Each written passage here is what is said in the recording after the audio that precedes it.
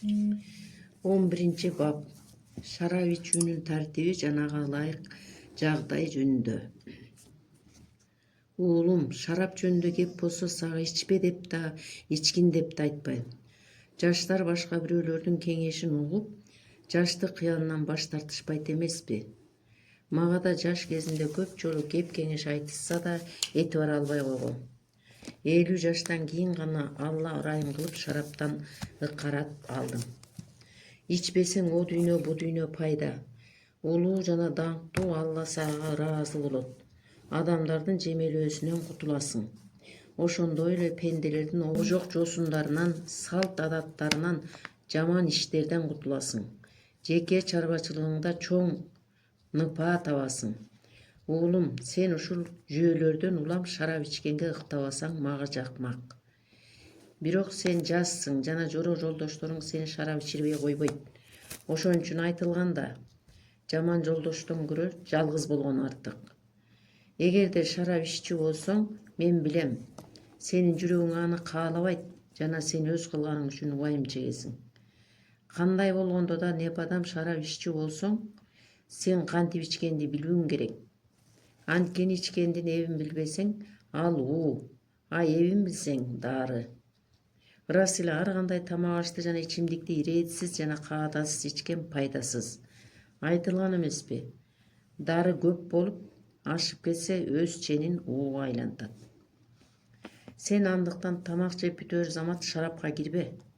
А дегенде 3 саат өтсүн, 3 мертебе ичкиң келсин жана сөзсүз суу ич. Кокус шарап ичкиң келбей калса, анда дагы 3 саат күт. Себеби ашказаның күчтүү жана соо болсо, сен тамакты тое жеп алсаң, ашказан азыкты 7 саатта өздөштүрөт. 3 саат сиңирет, дагы 3 саат маңызын бөлөт да адамдын башка ички органдарына бөлүп ташуу үчүн боорго жеткирет. Боордун вазипасы бөлүүчүлүк. Боор дагы эмне сиңбей калган болсо, аларды 1 сааттын ичинде ичегиге жөнөтөт. Анткени 8 саатта ашказан бошошу абзел.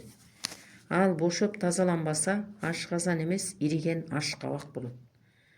Шарапты тамак жегенден 3 сааттан кийин ич дегеним, курсагыңдагы оокат сиңип болуп, сенин 4 мүчөң өзүңө таандык азыктык алсын үчүн. Ошондон соң ичсең, шараптын да, тамактын да пайдасын көрөсүң.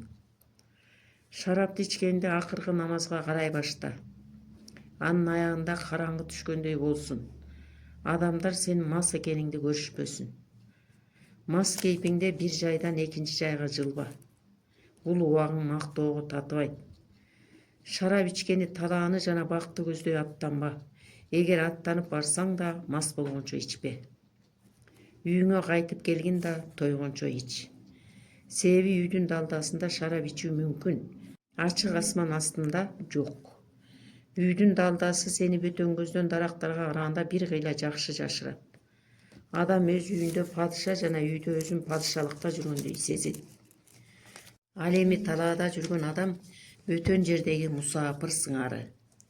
Жолдогу адам асылзат болсо да, сыпаанын колу кайда жетери белгилүү го. Дайыма шарап ичкенде этият бол. 2-3 чөйчөгө орун калсын. Чөйчөгө өтө берилгенден жана мас кылчу чөйчөктөн сактан. Баардык эле шарапка жана тамакка кумарланып мас болуу жарабайт.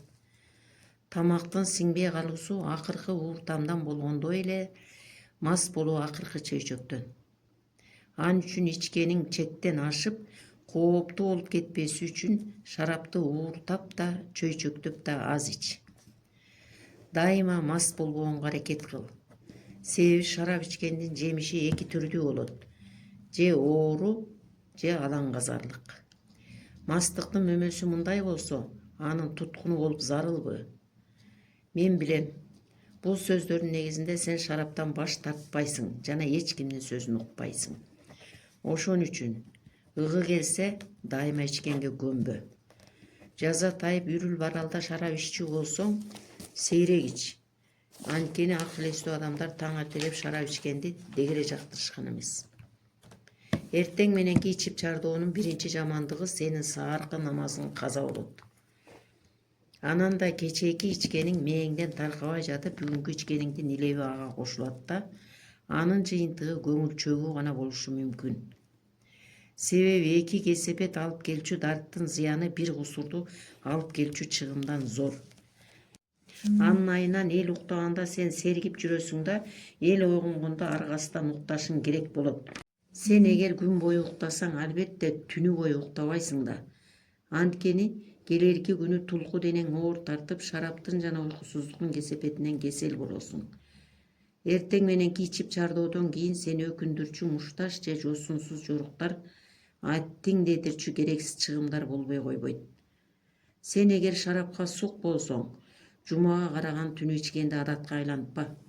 Жумага оогон кечте жана ишембиге оочу түнү эртеси болчу жыйынга жана жума намазга байланыштуу эч убакта шарап ичкенге болбойт.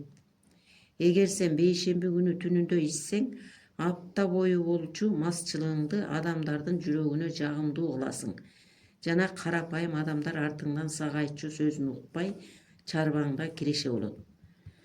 Кокус кандайдыр баана же жүйөлүү себеп болуп эртең менен шарап ичсең, ага уруксат. Ошентсе да жакшысы андай кадамга барба. Бул жарыбаган адат. Анткени жыл ичиндеги 50 жумада жасалбаган ашыкча 50 чыгым сен үчүн пайда болуп чөнтөккө түшөт. Же сенин денең да, жаның да, акыл эсиң да, рухуң да дем алат.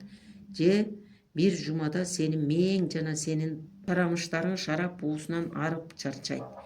Биреги бир түндө эс алып тазаланганың ден соолугуң үчүн пайда. Ошон үчүн айтылган 5 пайдага түрткү болчу салтты бекем сактоо керек.